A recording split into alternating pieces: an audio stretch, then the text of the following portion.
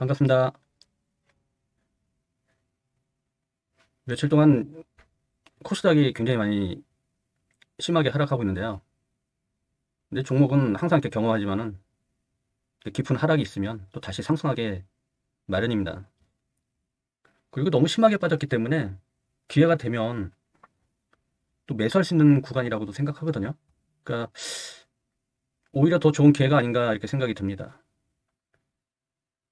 최근에 이제 관심 종목 올리고 그 매수 가능가 나온 종목들이 많았었는데 대부분 시장이 폭락했을 때 대부분 상승했던 종목들이 많거든요. 미스터 블루도 그렇고 그리고 KMW 시장 폭망하고 있을 때 이런 양봉이 뽑아져 나왔었던 거죠. 그리고 흥국 F&B 이 종목도 마찬가지고요. 매수 가능가 이 구간에서 나왔었고, 그렇죠? 그 다음에 계속 홀딩 유지, 급등하고 또 급등하고. 또 데이터 솔루션 시장이 코스닥 개박살 나는 와중에도 이런 멋있는 양봉 뽑아 올렸어요. 장중에 24%까지. 항상 오른 놈이 있으면 내린 놈도 있기 때문에 시장은 이렇게 관심 가지고 계속 봐야 됩니다. 이노진 이 종목은 계속 위태위태해요. 절반은 날라갔고요. 최근 계속 공략했던 종목 중에 거의 다 한번 종목이 매수 가능가 나온 다음부터는 급등하는 성향이 많이 있죠. 그리고 또 그렇게 막 폭망하지도 않아요. 그 유일하게 이 종목은 수익도 못 내고 손절할 수도 있는 종목이 될 수도 있어요. 매수 가능가 나왔을 거예요. 필에너지 이 종목도 수익 내고 지금 그 구간에서 목숨이 지금 왔다 갔다 하는데 아직은 괜찮습니다. 이런 흐름. 에코프로, 포스코홀딩스 아직 뭐 매수 가능가 나온 거 아니고요. 나무기술 시장이 뭐 공포에 의해서 막 하락하고 있다 이런 모습 나오고 있는데 이렇게 하락하면 언제든지 다시 상승할 수 있습니다. 이런 식으로 멋진 양봉 하나 나올 수 있어요. 다시 재매수할 수 있는 매수 가능가 나오는지도 볼 거고요. JS 코퍼레이션 10% 정도 우리 매수 가능가 나와서 매수한 다음 후에 10% 정도 수익을 봤었고 오늘 그냥 이대로 죽나 보다 하고 생각을 했는데 간신히 양봉 하나 뽑아 올렸어요. 이 흐름을 유지해서 나가야 되죠. 여기서 또 계속 이렇게 내려가 버리면 이젠 희망이 없어져 버리는 겁니다. 신세계 INC 역시 시장 폭망하는 와중에도 양봉 뽑아 올렸었고요. HD 현대인프라코어 마찬가지로 시장 폭망에서도 살짝 그래도 기분 좋게 양봉을 뽑아 올렸습니다. 아직 흐름 괜찮습니다. 이 종목은. MP 관심 종목으로 놓고 다음날 시초가가 3% 마이너스 개파락으로 시작했어요. 이럴 때 매수할 수 있나요? 매수 가능가가 나오진 않았고 오히려 지금 이 구간에서는 이제 매수 가능한 구간에 왔다고 보시면 됩니다.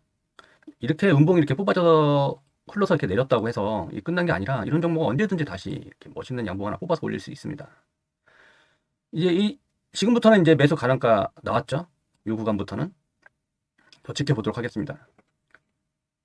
그리고 그 전에 이제 전체 흐름을 보려고 봤던 종목이 하나 있어요. 세방이라고. 정말 엄청나게 올랐어요. 근데 이 종목들이 상승하는 거 보시면은 상승할 때는 이쁘게 올라가죠. 5일선을 이렇게 타면서 계속 올라간단 말이죠. 근데 이런 부분들은 차트도 이쁘고 괜찮아요. 언제든지 공략을 해서 계속 이쁘게 올라가면 물론 장기 투자는 하기 힘들죠. 여기서부터 이제 횡보했다가 올라가기 시작했는데 이렇게 야금야금 올라가면은 단타쟁이들은 대부분 팝니다. 근데 다음날 또 올라가. 그럼 계속 관심 갖게 되죠. 그럼 또 올라가. 그러면 여기서부터 여기까지 먹냐? 그게 아니에요. 계속 개인들이 들어갔다 나왔다 하는 자리들이 계속 여기서 나오는 겁니다. 이런 상승은 뭐 단타 치는 재미도 있지만은 그렇지만 계속 조심해야 되는 부분도 생겨나는 거예요. 왜냐면 이제까지는 5일선을 유지하거나 21선에서 이렇게 지지받고 올라가고 하는 모습을 보였을 때는 그렇게 많이 횡보하는 모습을 보인 적이 없었거든요. 그런데 갑자기 이렇게 횡보를 해요. 눌림목이죠. 박스권이기도 하고.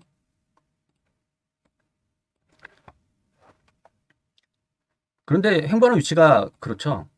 보통 고점을 찍고 내려오면서 이 정도 구간에서 이렇게 눌림목을 주다가 올라가는 경우가 있는데 그냥 높은 고점에서 횡보를 하기 시작하면은 여기서 또 가나? 하는 기대감이 생기잖아요. 또 가나?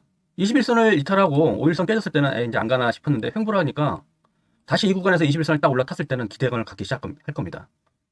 나온다. 슈팅 한번 나온다. 거기다가 61선을 계속 타고 이쁘게 가죠.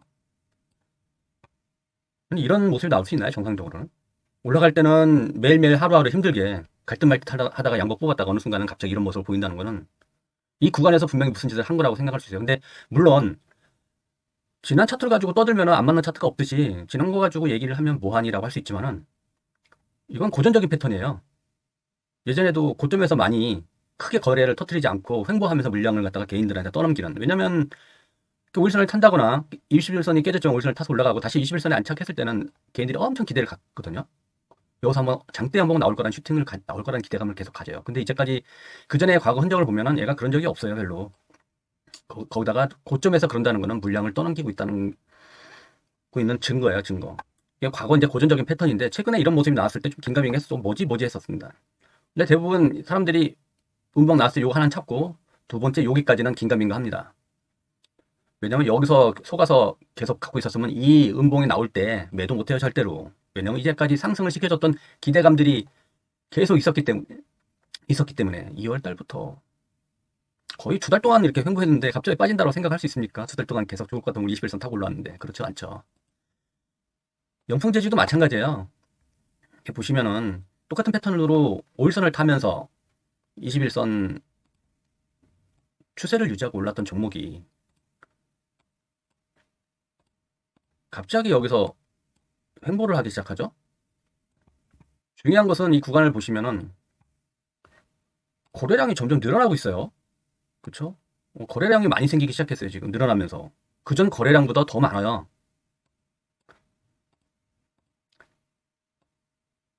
이렇게 올라올 때는 고만고만한 거래량 올라오던 게 갑자기 거래량이 많아진다는 거죠. 왜 거래량이 왜 많아졌을까 이게?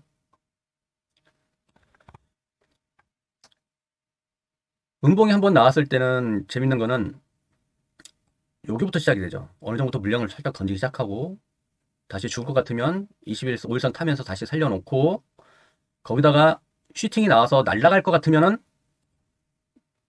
이날 보면 고가가 9.38%예요. 날아갈 것 같으면 두들겼어요. 거기다 보시면은 거래량 생겼죠. 이날도 한 8% 정도 상승했다가 그리고 너무 많이 두들겨 그 다음 날도 거의 10% 정도 상승했어요. 그 다음 날도 10% 상승했는데 너무 두들겼어요. 두들겨 보니까 21선 이탈했는데 종가로 다시 올려놨어요. 그 후로 21선을 계속 유지하다가 한 번은 21선 또 이제 깨져서 아예 끝났나? 이제는 끝났다 싶으면 개인들 못 들어가요. 여기서 못 들어가요. 끝났네. 다음부터는 음봉으로 계속 빠져 내려갈 거 아닙니까? 못 들어가죠. 근데 지켜보니까 횡보를 해요. 그러다가 5일선을 타기 시작하더니 21선을 계속 지지해요. 거래량도 어때요? 거래량도 계속 생기면서 21선 계속 지지하면서 가죠. 그럼 이 정도 구간이면 거래량이 이렇게 그전에는 작은 거래량으로도 양봉을 뽑으면서 계속 올라갔었는데 갑자기 횡보하면서 거래량은 느는데 왜 슈팅이 안 나오는 거죠? 이런 슈팅이 나와야 되잖아요. 계속 나와야죠. 이런 식으로 나와요. 거래량이 생기는데.